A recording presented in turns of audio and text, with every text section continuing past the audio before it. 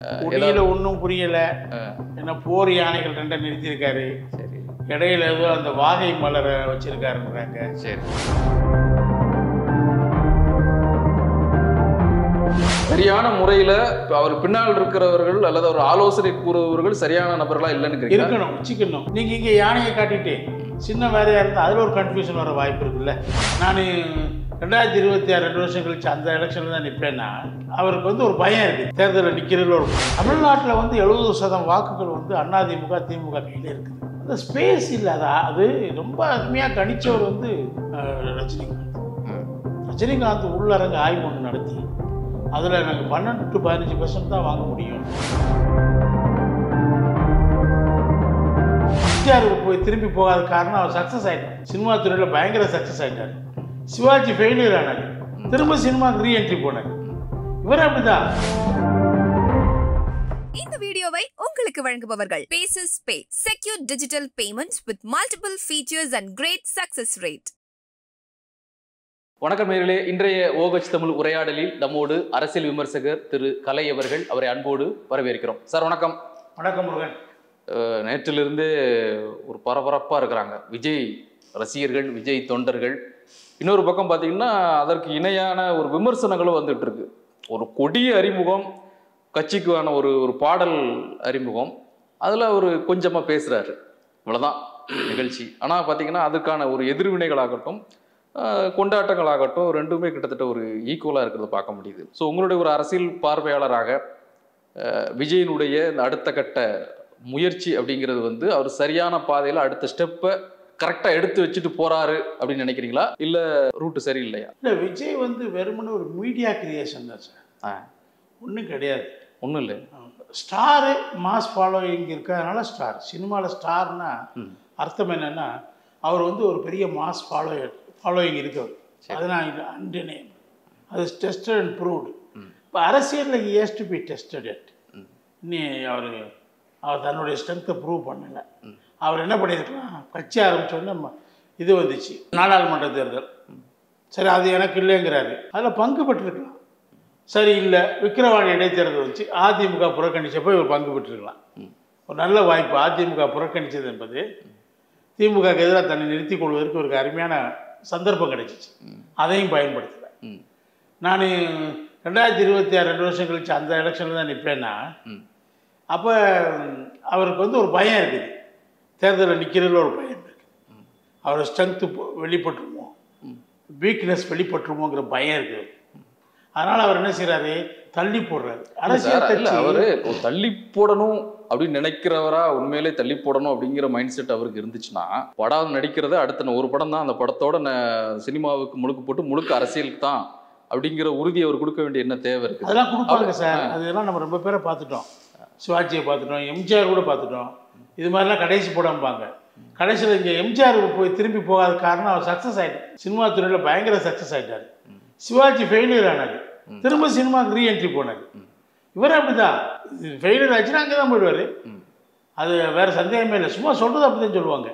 இதே கடைசி போல நான் வந்து இனிமேல், அதாவது முழுக்க முழுக்க அவர் அரசியல் எழுப்பி வர்றாருங்க.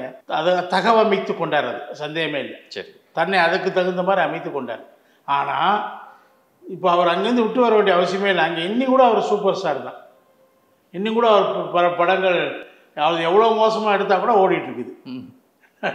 அதனால் அவர் வந்து வர வேண்டிய அவசியம் இல்லை. ஆனால் அவர் என்ன நினைக்கிறாரு, இது ரொம்ப நாள் ஓடாதுன்னு அவருக்கு தெரியுது. என்னவா இருந்தாலும் சினிமா துறையில் ரொம்ப நாள் ஓடாது. ஏன்னா புது புது இயக்குநர்கள் வர்றாங்க, பேரலல் ஃபிலிம்ஸ் வந்தாச்சு, ஆஃப் பீட் ஃபிலிம்ஸ். அதாவது சார் அவர் இன்னும் என்ன வந்தாலும் சரி, என்ன அடுத்த எவ்வளோ டெக்னாலஜி எவ்வளோ டெவலப் ஆனாலும் சரி, இன்றைக்கி அவர் நம்பர் 1 அந்த பொசிஷனை வந்து மெயின்டைன் பண்ணுறாரு. அது கரெக்டு சார். அது அவருக்கு தெரியுது. ஸ்பெக்குலேட் பண்ணுறாங்கல்ல, இது எங்கே போகும்னு சொல்லிட்டு. இனிமேல் நீங்கள் நான் சொல்கிறேன் கேளுங்க, ஃபார்முலா ஃபிலிம்ஸ்லாம் அவுட் ஆகிடும், ஹீரோ ஓரியன்ட் ஃபிலிம்ஸ்லாம், ஸ்டார் ஸ்டாண்டர்ட் ஃபிலிம்ஸ்லாம் அவுட் ஆகிடும். அதுக்கான ட்ரெண்டு செட் ஆகிடுச்சு. ஓடிடி பிளாட்ஃபார்ம் வந்த பிறகு உங்களுக்கு அதுக்கான நீங்கள் படங்கள் நீங்கள் ஓடிடிலாம் அந்த காரணமா இல்லை அவருக்குள்ள இருக்கிற ஒரு அரசியல் ஆசையை அதுவும் இருக்குது. ஆனால் அங்கே கொஞ்சம் அவருக்கு கொஞ்சம் அதில் உறுதி அற்ற தன்மை இருக்கிறதுனால அவர் இன்னொரு ஃபீல்டை தேடுறாரு. அப்போ இதில் வந்து நம்ம ஸ்டாராக இருக்கும்போதே வந்துடணும் அப்படின்னு நினைக்கிறாரு. அவரை பாராட்டணும். ரஜினி வந்து வர வரைஞ்சிட்டு வராமல் போயிட்டாரு. அட்லீஸ்ட் உறுதியாக வந்திருக்காருல்ல. சரி. அதை நம்ம பாராட்டணும்ல. ம், ம். வந்திருக்காரு, ஆரம்பிச்சிருக்காரு, எல்லாத்தையும் ஒவ்வொரு ஸ்டெப்பாக எடுத்து வச்சுட்டு அதான் குறிப்பா கேட்குறேன். ஆனால் அதில் தயக்கம் இருக்குது. ஒரு கொடியை அறிமுகப்படுத்துறதுக்கே அவர் 7-8 மாதம் எடுத்துக்கிட்டார். தயக்கம் இருக்குது. கான்ஃபரன்ஸு செப்டம்பர்லங்கிறாரு. சரி. இல்லையா?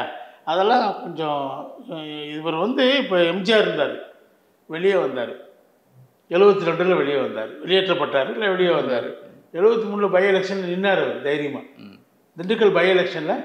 அப்புறம் ஸ்தாங்கோர காங்கிரஸ் திமுக எதிர் திசையில் பலமாக இருந்தாங்க 2 பேருமே. காமராஜர் இருந்தார் அன்னைக்கு. அவர் ஒன்றும் சாதாரண ஆள் கிடையாது, இன்காமிட்டபிள் காமராஜ் இருந்தார். அவரும் கருணாநிதி தலைமையில் திமுக அப்போ ரொம்ப ஸ்ட்ராங்காக இருந்துட்டேன். 71ல் அவங்க கிட்டத்தட்ட 180 சீட்டு வின் பண்ணாங்க. அந்த மாதிரி இருந்த டயத்தில் அவங்க 2 பேருக்கு எதிராக துணிஞ்சு இறங்கினார். ஸோ அது இறங்கி தான் அவர் தன்னுடைய ஸ்ட்ரென்த்தை ப்ரூவ் பண்ணார். நம்பர் 1 வந்தார். ஸோ அதுதான் நான் சொல்கிறேன். அந்த மாதிரி ஒரு விக்கிரவாண்டி பை எலெக்ஷனோடு இவர் தன்னை ப்ரூவ் பண்ணி பார்த்துருக்கலாம், டெஸ்ட் பண்ணி பார்த்துருக்கலாம். இல்லை, அதான் நீங்கள் சொல்கிறீங்களா, ஒருவேளை அதில் ஃபெயிலியர் ஆகிட்டா 2026 அது அப்போ ஒழுங்காக ஃபெயிலியர் ஆகிட்டா புரிஞ்சிக்கலாம்ல நம்ம என்ன இருக்கணும்னு சொல்லி. 2026 ஒரு ஏதாவது ஒரு அலையன்ஸ் அது மாதிரி போகலாம்ல. இந்த என்ன வந்துச்சுன்னு தெரிஞ்சுக்கிட்டா, நம்முடைய பலம் எதுன்னு தெரிஞ்சுக்கிட்டா, அதுக்கு தகுந்த மாதிரி உங்களுடைய திட்டங்களை நீங்கள் வகுத்துக்கலாம்ல. சரி, இப்போ நீங்கள் பார்த்தல சார், இப்போ அந்த கொடி, இந்த பாடல் அதெல்லாம் பார்க்கும்போது அது என்னென்னு புரிய முடியுதா? இவங்க என்ன மாதிரியான ஒரு சித்தாந்தம் அல்லது ஒரு கோட்பாடு கொள்கையோட வரப்போகிறாங்க? கொடியில் ஒன்றும் புரியலை. ஏன்னா போர் யானைகள் 2 நிறுத்தியிருக்காரு. சரி. இடையில ஏதோ அந்த வாகை மலரை வச்சிருக்காருன்றாங்க. சரி. அது அந்த ஒரிஜினல் மலர் இல்லைன்னு வந்துருக்குது. அது டூப்ளிகேட் வாகை மலர். வாகை மலர் என்பது அந்த காலத்து அரசர்கள் அந்த பாணியில் யோசிச்சிருக்காரு. சங்க இலக்கியங்களை வரக்கூடிய விஷயங்களோட அவர் தன்னை பொருத்தி பார்த்துருக்காரு. போர் யானைகள் சண்டை போடுறது, வெற்றி பெற்ற வாகை மலர் கிடைக்கிறது, அது மாதிரி அவங்க கான்செப்ட் யோசிச்சிருக்காங்க. நல்ல விஷயம்தான். கட்சி பேரே வெற்றி கழகம் தானே. ஆமாம். ஆனால் என்ன பிரச்சனைன்னா, அந்த யானை எங்கதுங்கிறான். பகுஜன் சமாஜ் கட்சி எங்கள் சின்னம், நீங்கள் தேர்தல் ஆணையத்தினுடைய விதிகளின்படி நீங்கள் அதை யாருமே பயன்படுத்த முடியாதுன்னு சொல்லிட்டாங்க. இப்போ அதை யோசிச்சிருக்கணும் இவங்க. அதில் பிரச்சனை வந்துருக்குது. அந்த வாகை மலர் உண்மையான வாகை மலர் கிடையாதுன்னு சொல்லிட்டாங்க. இப்போ இதெல்லாம் பார்த்து செஞ்சுருக்கணும்ல. ஸோ அதுக்கான ஒரு முன் தயாரிப்புகள் செய்யக்கூடிய அளவுக்கு ஒரு சாதுரியமுள்ள மனிதர்களை அவர் பக்கத்தில் வச்சுக்கணும். ஏன்னா அவருக்கு அரசியல் அனுபவம் ஒன்றும் கிடையாது, இலக்கியம் தெரியாது, தமிழ் சங்க இலக்கியம்லாம் அவருக்கு என்ன தெரியும்? யாராவது சொல்லியிருப்பாங்க, செய்கிறார் அவர். அதில் வந்து இந்த பிரச்சனையும் இருக்குது. சரி, நீங்கள் ராஜா காலத்துக்கு போகிறீங்களான்னு பல பேர் கேட்குறான். நீங்கள் ராஜா காலத்துக்கு போகிறீங்களா? உங்களை ஒரு மகாராஜா நினச்சிக்கிட்டு இருக்கீங்களா? போர் செய்து வெற்றி பெற்று வாகை மலர் சூடி நீங்கள் மன்னர் ஆவீங்கன்னு நினச்சிட்டு இருக்கீங்களாலாம் கேள்வி கேட்க ஆரம்பிச்சிட்டாங்க. ஸோ நீங்கள் அதெல்லாம் யோசிக்கணும். இந்த நவீன ஜனநாயக அமைப்பில் நீங்கள் என்ன எப்படி பண்ணணும் அப்படிங்கிற மாதிரி யோசிச்சிருக்கு. இல்லை, அவர் அந்த பேசும்போது, அந்த அறிமுகத்துக்கு அப்புறம் பேசும்போது இதுக்கான விளக்கங்களும் நான் மாநாட்டப்போ வந்து அதுக்குள்ளே நிறைய விஷயங்கள் இருக்குது. நீங்கள் சொல்லுங்கள், யானை ஆகட்டும், வாகை மலர் ஆகட்டும், எல்லாமே எல்லாருக்குள்ள ஒரு விஷயம் இருக்குது. அதை நான் தெளிவாக எடுத்து சொல்கிறேங்கிறார் மாநாட்டில். வந்து அது மட்டும் இல்லை, கொள்கைகள் எல்லாமே இப்போ அதை யூஸ் பண்ண முடியாதுன்னு சொல்லிட்டாங்களே, சேலஞ்ச் பண்ணுறாங்களே. அது சேலஞ்ச் பண்ணுவாங்க. இது மாதிரி யூஸ் பண்ண முடியாதுன்னு ஒரு தீர்ப்பு வந்துச்சு வச்சுக்கோங்க. தேர்தல் ஆணையம் விதிகளின்படி நீங்கள் அதை யூஸ் பண்ணக்கூடாது, அவங்களுடைய சின்னம் அது அப்படின்னு வந்தாச்சுன்னா இவருக்கு என்ன பிரச்சனை வரும் தெரியுமா? அதை கன்ஸ்ட்ரக்ட் பண்ணணும்ல, மாற்றி. இல்லை சார், நீங்கள் அவர் பிரச்சனை எப்படி வரும்னா, வெறுமனே அந்த சின்னம் மட்டும் வச்சு ஒன்று டிசைன் பண்ணி தான் பரவாயில்ல. அதுக்குள்ளே மலர் இருக்குது, கலர் வேற இருக்குது, எல்லாமே யானையே நீங்க பயன்படுத்தக்கூடாதுன்னு அப்படி நம்ம ஒருத்தர் சொல்ல முடியாது. அவங்க கொடியில யானை இருக்குது, அதை சொல்லுவாங்க, அவங்க எங்களுடைய சின்னம் அதும்பாங்க. அதனால அது ஒரு சிக்கலை உண்டாக்கலாம், சொல்ல முடியாது. அப்படி உண்டானா என்ன செய்யணும்? இவர் திரும்ப வேற ஒரு கொடியை தயார் பண்ணணும். அதுக்கு பிறகு ஒரு பிரச்சனை வரும், திறமையான ஆள் இல்லை. இப்போ நீங்க என்ன சொல்றீங்க? இப்போ அவரை சரியான முறையில அவர் பின்னால் இருக்கிறவர்கள் அல்லது ஒரு ஆலோசனை கூறுபவர்கள் சரியான நபர்களா இல்லைன்னு இருக்கணும், வச்சுக்கணும். நீங்க இங்க யானையை காட்டிட்டு சின்ன வேறையா இருந்தால் அதுல ஒரு கன்ஃபியூஷன் வர வாய்ப்பு இருக்குல்ல. அதெல்லாம் நீங்க யோசிச்சு செய்யலாம். இப்போ ஒன்றும் பெரிய அவசரம் இல்லை. அதுல போய் எல்லாம் படங்களை வைக்க வேண்டிய அவசியம் இல்லை. எம்ஜிஆர் வந்து திராவிட முன்னேற்ற கழகத்திலேருந்து வரும்போது அவர் அண்ணா படத்தை ஏன் வச்சாருன்னா, அந்த கொடிக்கம்பங்களை பூரா சாச்சிடுவாங்க அவங்க. இவர் கொடியை எங்கேயுமே பறக்க விட மாட்டாங்க திமுக காரங்க. அந்த மாதிரி அராஜகம் செய்யக்கூடியவங்கிறது அவர் எக்ஸ்பெக்ட் பண்ணி என்ன பண்ணார்னா, அண்ணா படத்தை வச்சா அவங்க டச் பண்ண மாட்டாங்கன்னு அந்த அண்ணா படத்தை அந்த நோக்கத்துக்காக வச்சார். பேரும் அண்ணா திராவிட முன்னேற்ற கழகம், அண்ணா படத்தை வச்சார். நீங்கள் அது மாதிரி இப்போ ஏதாவது கொஞ்சம் யோசிச்சு செய்யணும். அது ஒன்று. இன்னொன்று நான் என்ன சொல்கிறேன் உங்களுக்கு, பொதுவாக வந்து புது கட்சிக்கு இங்கே ஸ்பேஸ் இல்லை சார். இல்லைங்கிறீங்களா? இல்லை. ஏன் தமிழ்நாட்டில் வந்து 70% வாக்குகள் வந்து அதிமுக திமுக கையில் இருக்குது. நீங்கள் தொடர்ந்து எல்லா எலெக்ஷனையும் பாருங்கள். அதிமுக ஓரளவுக்கு தோத்த இந்த கடந்த நாடாளுமன்ற தேர்தல் கூட எடுத்துக்கோங்க, அவங்களுக்கு 70% அவங்களுக்கு வந்துடுது. கூட்டணி எடுத்து பார்த்தீங்கன்னா அது அவங்களுக்கு வந்துடுது இல்லை, 70% ரீச். சார் எப்போதுமே அப்படிதான் சார் இருக்கும். ஆமாம். அப்போ அதுக்கப்புறம் ஒரு புதிய சக்தி வந்து தான் அதை உடைப்பாங்க. உடைக்கவே இல்லையே இது வரைக்கும். விஜயகாந்தை கூட உடைக்க முடியல. அந்த மீதி இருக்க 30% தான் எல்லாரும் வர்றாங்க, பகிர்ந்துக்கிறணும். அந்த ஸ்பேஸ் இல்லை. அது ரொம்ப அருமையாக கணிச்சவர் வந்து ரஜினிகாந்த். ரஜினிகாந்த் உள்ளரங்க ஆய்வு ஒன்று நடத்தி அதில் நாங்கள் 12 to 15% தான் வாங்க முடியும் அப்படிங்கிற நிலைமையில் நான் 40% வாங்கினா தான் ஆட்சியை பிடிக்க முடியும், 10-15% வந்து நான் என்ன செய்யறது அப்படி ஒரு காரணத்தை சொன்னார். வெளியே போகிறது, அரசியலில் கட்சி துவங்காமல் இருக்கிறதுக்கு அந்த ஒரு காரணத்தை சொல்லி விலகினார். ஸோ நீங்கள் ரஜினி கரெக்டாக கணிச்சாரு, விஜயால் அதை சரியாக கணிக்க முடியல அப்படின்னு சொன்னால் நான் ஒரு தோல்வி தான் அவர் சந்திப்பாருங்கிற மாதிரி சொல்கிறீங்களா? இப்போ சந்தேகம் இல்லாமல் சார். எம்ஜிஆரை பார்த்து எல்லாம் சூடு போட்டுக்கிறாங்க. எம்ஜிஆர் ஒரு ஃபினாமினா சார். நீங்கள் இவர் கட்சி ஆரம்பித்து 2 வருஷத்தில் முதல்வர் ஆனார். அவர் அப்படி சொல்லலை. 52 போய் சேர்ந்தார் 4 வருஷம் கழிச்சு. அப்போ அவங்க பெருசாக வளர்ந்த கட்சியாக இல்லை. அது இவர் போன பிறகு தான் அங்கே பெரிய வளர்ச்சியை உருவாக்குனார். இல்லை சார், நான் இப்போ என்ன சொல்கிறேன், இப்போ அவர் வந்து ஒரு முடிவு எடுத்து அந்த முடிவு சரியா தப்பா வெற்றி கிடைக்க போதாங்கிறது அடுத்த கட்டம். ஆனால் ஒரு தெளிவான முடிவு எடுத்து நான் அதெல்லாம் பல கோடிகள் சம்பாதிக்கக்கூடிய ஒருத்தர் அதை நிறுத்தி விட்டு இனிமேல் இல்லை ஒரு படம் கடைசி படம் அதை முடிச்சுட்டு முழுமையாக நான் வந்து பார்ட் டைம் அரசியல்வாதிலாம் இல்லை, முழுமையாக நான் அரசியலில் இறங்குறேன், மக்களுக்காக செய்ய போகிறோம் சொல்லி வரும்போது வரட்டுமே புதிய சக்தி. இங்க இடமே இல்லை. இங்க வந்து அதிமுக திமுக இல்ல, அதிமுக திமுக தவிர்த்து இங்க அவர்களுக்கு ஆதரவு யாருமே தெரிவிக்க மாட்டாங்க, மக்கள் வாக்களிக்க மாட்டாங்கன்னு அப்படி உறுதியா நம்ம எப்படி சொல்ல முடியும்? அப்படித்தானே இருக்குது அரசியல். நீங்க ஒவ்வொரு மாநிலத்திலும் எடுத்து பாருங்க. 2 கட்சிகளுடைய இப்ப சந்திரபாபு நாயுடும் ஜெகன்மோகன் ரெட்டியும் அவங்க கிட்டத்தட்ட ஒன்னாலாம் இருந்து பிரிஞ்சவங்க தான். ஆனா இன்னைக்கு அவங்க 2 பேருக்கு தான் இங்க போட்டி. வேற 3வது ஆளாக வர முடியுதா? மேற்கோங்க கேரளா எடுத்துக்கோங்க, கம்யூனிஸ்டுகளும் காங்கிரஸும் தானே எவ்வளோ முயற்சி செய்கிறாங்க. பாஜக 3வது சக்தி அங்கே வரவே முடியல. எத்தனை வருஷமா? இத்தனைக்கு அவங்க 12-15% வாக்குகள் அவங்களுக்கு இருக்குது, உள்ள நுழைய முடியலையே. இப்படி தான் அரசியல், இருதுருவ அரசியல் தான். இப்போ நீங்கள் இப்போ காங்கிரஸ் பாஜக தான் அகில இந்திய அளவில் எடுத்துக்கிட்டாங்க. காங்கிரஸ் ரொம்ப பின்னால் இருக்குன்னு வச்சுக்கோங்க. சரி, இருந்தாலும் பாஜகவுக்கு எதிரி காங்கிரஸ் தானே பல மாநிலங்களில். அகில இந்திய அளவிலையும் இருதுருவ அரசியல் தான் இருக்குது. சரி, 3வது ஒருத்தவங்க உள்ள வர்றதுங்கிறது, தேர்ட் ஃப்ரண்ட்டுங்கிறது நடக்க மாட்டேங்கிற. இப்போ சின்ன இடத்துல நடக்கணும் இல்லை. இப்போ ஆம் ஆத்மி பண்ணாங்களே, ஆம் ஆத்மி வந்து காங்கிரஸை தள்ளிட்டு தானே வந்தான். ஆம் ஆத்மி வந்தானா திரும்ப அங்கே என்ன பண்ணா? இல்லை சார், புதிய சக்தி தாங்க வந்தான் சார். மாநிலத்தில் சொல்கிறேன், அது அளவு சின்னதாக இருக்கலாம், பெருசாக இருக்கலாம். ஆம் ஆத்மி வந்ததை நான் ஒத்துக்கிறேன். பஞ்சாப்ல எடுத்துக்கோங்க. அதான் சார், இங்கெல்லாம் எப்படி வந்தான் அவன்? அந்த இருதுருவ அரசியல் இருந்த ஒரு கட்சியை அது சுத்தமாக தன்னுடைய நன்மதிப்பை இழந்து செல்வாக்கு, அதுக்கான வாய்ப்பு இருக்குன்னு சொல்றாங்க. இப்போ என்னன்னா அதிமுக மதிப்பிழந்து இருக்குது, அதிமுக பிரிஞ்சு இருக்குது, ஒரு ஸ்பேஸ் உருவாயிட்டு இருக்கு. இங்க திமுக ஒரு கூட்டணி அலையன்ஸ் வச்சு அவங்க ஸ்ட்ராங்கா இருக்கிறாங்க, நீங்க சொன்ன மாதிரி வாக்குகளை வாங்கிட்டு இருக்கிறாங்க. இப்போ ஒரு கட்சி எதிராக இருக்கக்கூடிய கட்சி ஸ்ட்ராங்கா இல்லாத ஒரு சூழ்நிலை இருக்கு, இதை பயன்படுத்திக்கணும்னு நினைச்சு வர்றாருன்னு அதைத்தான் பாஜக திட்டமிட்டாங்க. நீங்க சொல்றது தான் பாஜக திட்டமிட்டாங்க. சரி, இந்த பிரிஞ்சு வெளியேற்றப்பட்ட 3 பேரை கூட வச்சுக்கிட்டு அதிமுக பின்னுக்கு தள்ளினா 2000க்கு நான் வந்துடுவேன்னு சொல்லி தான் பிளான் பண்ணாங்க. வர முடியலையே. இவ்வளவு மோசமான அட்வர்ஸ் கண்டிஷன்ஸ்ல கூட அவங்களுக்கான தேர்தலே இல்லை. அது அதிமுகக்கான தேர்தலே இது இல்லை, நாடாளுமன்ற தேர்தல். அது எப்படி சார் சொல்ல முடியும்? சார், ஒரு கட்சி வந்து ஒரு மாநிலத்தில் இருக்கக்கூடிய பெரிய கட்சின்னு சொல்றோம், எதிர்கட்சி சொல்றோம். நீங்க சொன்ன மாதிரி வாக்கு சதவீதம் வந்து 2 பேருக்குள்ளதான் இருக்கிறோம். அப்புறம் ஒரு எலெக்ஷன் வரும் நாடாளுமன்றத்தில், இது எங்களுக்கு அது சம்பந்தம் இல்லைங்க. 2026 தான் எங்களுக்கு, நாங்க இடைத்தேர்தல் சார்.